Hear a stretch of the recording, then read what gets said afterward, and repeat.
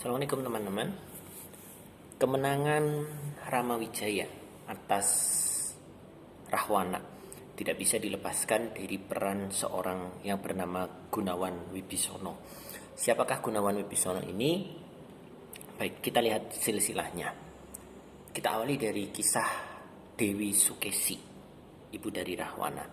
Dewi Sukesi ini mempunyai suami bernama Resi Wisrawa.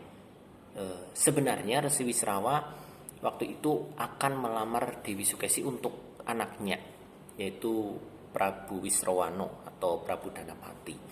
Tapi Dewi Sukesi mengatakan bahwa dia hanya akan menerima lamaran seorang lelaki yang bisa menjelaskan kepadanya sebuah kitab bernama Sasta Jendra Hayuningrat. Nah, sebenarnya Prabu Sumali, ayah dari Dewi Sukesi, paham mengenai surat ini, tapi sebenarnya kitab ini terlarang untuk dijelaskan kepada banyak orang.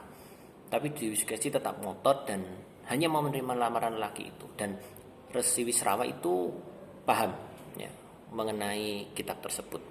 Maka kemudian Resi Wisrawa datang kepada Dewi Sukesi berniat untuk melamar Dewi Sukesi dan akan menjelaskan surat Sastra Jendra Hayuningrat itu tadi. Nah, di tengah perjalanan terjadilah sebuah peristiwa yang sangat memalukan. Justru Resi Wisrawa yang akhirnya jatuh cinta kepada Dewi Sukesi dan menikah. Hingga akhirnya terjadi konflik antara bapak dan anak. Prabu Danapati atau Prabu Wisrawano, anak dari Resi Wisrawa, merasa dikhianati. Akhirnya dari pernikahan Resi Wisrawa dan Dewi Sukesi lahirlah 4 orang anak. Anak yang pertama adalah Rahwana atau Dasamuka. Anak yang kedua adalah Kumbokarno, berwujud raksasa besar namun berhati mulia. Anak ketiga sudah berpostur seperti bangsa manusia tapi memiliki muka layaknya bangsa raksasa atau raksesi, karena anak ketiga ini perempuan bernama Sarpokenoko. Dan anak yang terakhir ini sudah sempurna berwujud manusia, tampan, bernama Gunawan Wibisono. Nah, ketika Rahwana mewarisi tahta dari kakeknya yaitu Prabu Sumali, dan ketika Rahwana kemudian menculik Dewi Sinta, Rahwana sudah tidak peduli lagi dengan keadaan Alengkodirjo, sehingga kerajaan Alengkodirjo ini mengalami kemunduran yang sangat pesat.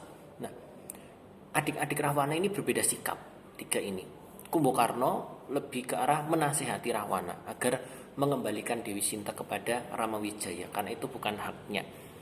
Terus berusaha meyakinkan Rahwana untuk mengembalikan Dewi Sinta. Bahkan Kumbokarno mengatakan jika memang Alengkodirjo harus bersujud meminta maaf kepada Rama, saya siap untuk mewakili Alengko. Tapi ditolak mentah-mentah hingga akhirnya Kumbokarno memilih bertapa kembali ke kesatriannya di Panglebur Gangso. Sarpokenoko mendukung apa yang dilakukan oleh Rahwana karena dia sebenarnya tidak peduli, tapi dia mendukung kakaknya karena Rahwana ini yang kemudian sangat memanjakan Sarpokenoko.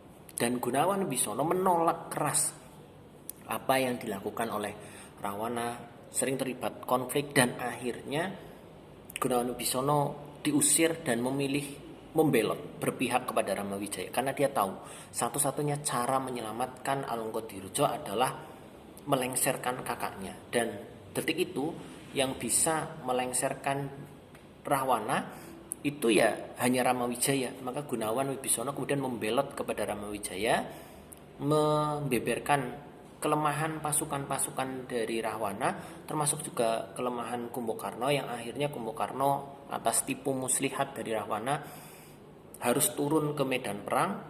Tapi ada perjanjian bahwa Rama hanya boleh sekadar menyelamatkan Dewi Sinta. Perkara nanti ada perlawanan dari Alengkodirjo, lawan sewajarnya saja, jangan merusak bangunan-bangunan terlalu parah, apalagi bangunan utama di mana Dewi Sukesi berada.